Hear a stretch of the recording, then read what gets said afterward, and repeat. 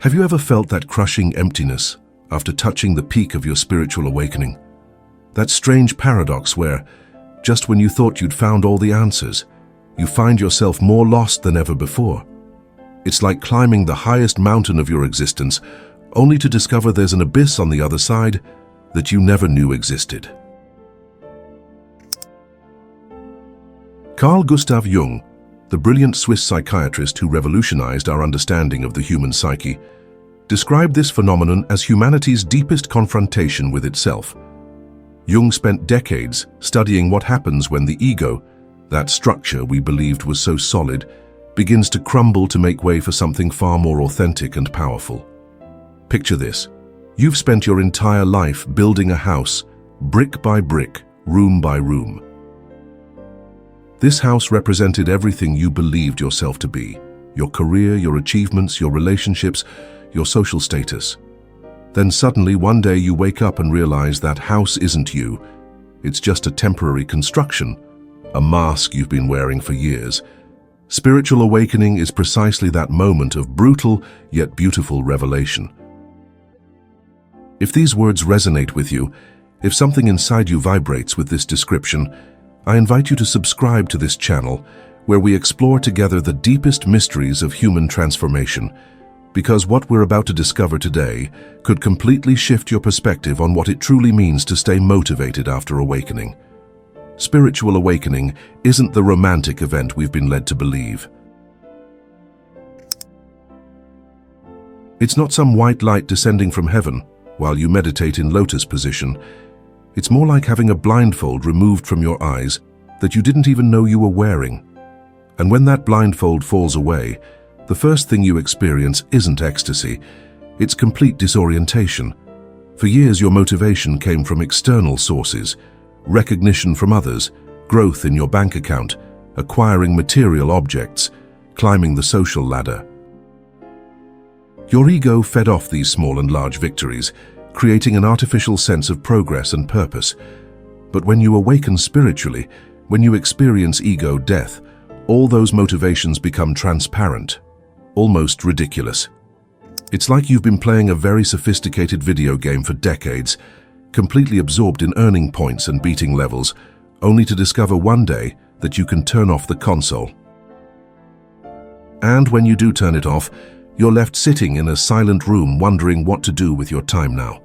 This phase of existential emptiness is probably one of the most misunderstood aspects of the spiritual path. Many people experiencing it believe something's wrong with them, that maybe the awakening was an illusion or they're moving backward in their development. The reality is exactly the opposite. This emptiness is the clearest sign that your transformation is authentic. Jung called this period the dark night of the soul, borrowing the term from Spanish mystic Saint John of the Cross. It's the moment when the old you has died, but the new you hasn't been fully born yet. You're in limbo between two versions of yourself, like a snake that's begun shedding its skin but hasn't completed the process. This is where many people make the most dangerous mistake of the entire spiritual journey, the trap of inaction. They confuse healthy detachment with total apathy. They think that because external motivations no longer move them, they should remain motionless, waiting for life to carry them like a leaf in the wind. This misinterpretation of detachment is precisely where the ego can sneak back through the back door, disguised as spiritual wisdom. It whispers things like, "You don't need to do anything anymore because you've transcended the need for action," or "The universe will take care of everything without your intervention." It's a subtle but devastating form of spiritual sabotage. The ego is extraordinarily intelligent and adaptive. When it can't control you through compulsive desire, it tries to control you through compulsive indifference. When it can't keep you in constant motion, it tries to keep you completely still. Both extremes are ways of avoiding the real spiritual work, conscious action from a place of authentic alignment. True understanding comes when you realize that spiritual awakening isn't the end of the game. It's the beginning of a completely different game. The rules have changed, the objectives have transformed, but the game continues. Only now, you're playing from a place of expanded consciousness, instead of from the unconsciousness of ego. Have you ever found yourself at this crossroads? Have you experienced that feeling of not knowing how to motivate yourself after the old ways of motivation lost their power? If so, share your experience in the comments, because your story might be exactly what someone else needs to hear today. To redefine motivation after awakening, we must first understand that authentic motivation can never come from outside. All external motivation is, by definition, a form of manipulation, even when that manipulation comes from ourselves to ourselves. True motivation arises from within, from recognizing our deepest purpose. The fundamental difference lies in the source of energy.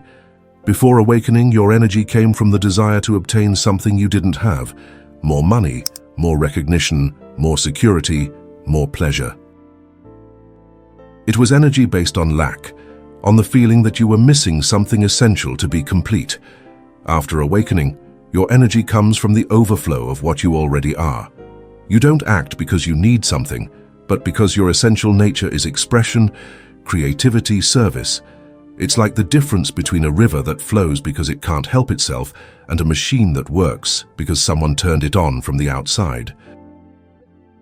This new form of motivation is based on three fundamental pillars: purpose, contribution, and service.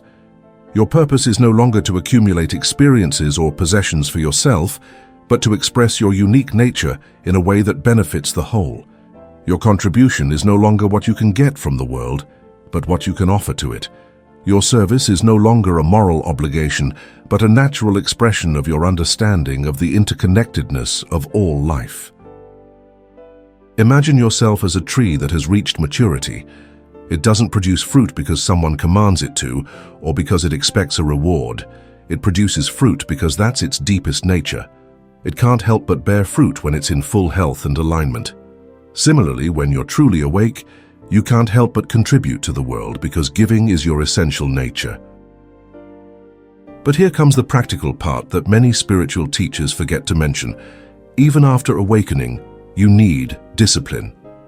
The difference is that now it's conscious discipline instead of forced discipline. You no longer discipline yourself to get something you don't have, but to maintain alignment with what you already are. Egoic discipline was like pushing a rock uphill. It required constant effort, willpower, and was exhausting. Conscious discipline is like channeling a river. It requires attention, precision, and consistency, but it flows with nature rather than against it. This conscious discipline manifests in small daily habits that maintain your connection with your true nature. It can be as simple as dedicating 15 minutes each morning to stillness, observing your breath and allowing your mind to settle. Or keeping a gratitude journal where instead of mechanically listing things you're grateful for, you actually feel the gratitude in your body and heart. Spiritual reading also transforms after awakening. You're no longer seeking information to help you get somewhere you're not. Instead, you're looking for reminders of what you already know, confirmations of your own inner wisdom, words that resonate with your direct experience of truth. Regular contact with nature becomes especially important after awakening, because nature is the clearest mirror of awakened consciousness. Trees don't doubt their purpose, rivers don't question their direction, birds don't worry about whether they're being authentic. In nature, you find the constant reminder of what it means to live in total alignment. But perhaps the most crucial thing you must understand is that the post-awakening path isn't a straight line to permanent happiness. There will be days when you feel completely connected to your purpose, flowing with life as if you're one with the universe. And there will be other days when you wake up feeling empty, disconnected, wondering if this whole spiritual awakening thing wasn't just an elaborate fantasy of your mind. These ups and downs aren't a sign that you're doing something wrong. They're a natural part of the integration process. It's as if your nervous system is learning to function with a completely different voltage. There will be moments of overload and moments of apparent disconnection while your organism adapts to this new way of being. Jung observed that people who had gone through profound psychological transformation processes experienced what he called the confrontation with the shadow. After awakening, you don't just integrate the luminous aspects of your being, but also those parts of yourself that you had rejected or denied. It's a process that can be temporarily destabilizing, but absolutely necessary for authentic transformation. The key is developing what we might call active patience. Not the passive patience of someone waiting for things to change by themselves, but the patience of someone who understands that deep transformation takes time, and meanwhile continues taking appropriate actions from their current level of understanding. If you've made it this far in this journey, it's because something inside you recognizes these truths. I invite you to subscribe to the channel and turn on notifications, because together we'll continue exploring the deepest and most practical aspects of spiritual awakening. The path becomes less lonely when we walk it in the company of other authentic seekers. One of the most subtle traps of the post-awakening period is spiritual isolation. Many people, after experiencing expanded states of consciousness, feel they can no longer relate to the people who surrounded them before. Their conversations seem superficial, their concerns trivial, their motivations incomprehensible. This feeling of alienation can lead you to lock yourself in your own spiritual bubble, believing you're the only one who truly gets how life really works. But this is precisely another way the ego can infiltrate your awakening, now disguised as spiritual superiority. The truth is, you need the company of other human beings who are going through similar transformation processes.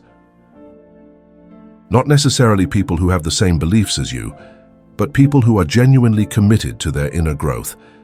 It could be a meditation group, a study circle, an online community, or even deep conversations with friends who are open to exploring the deeper dimensions of existence.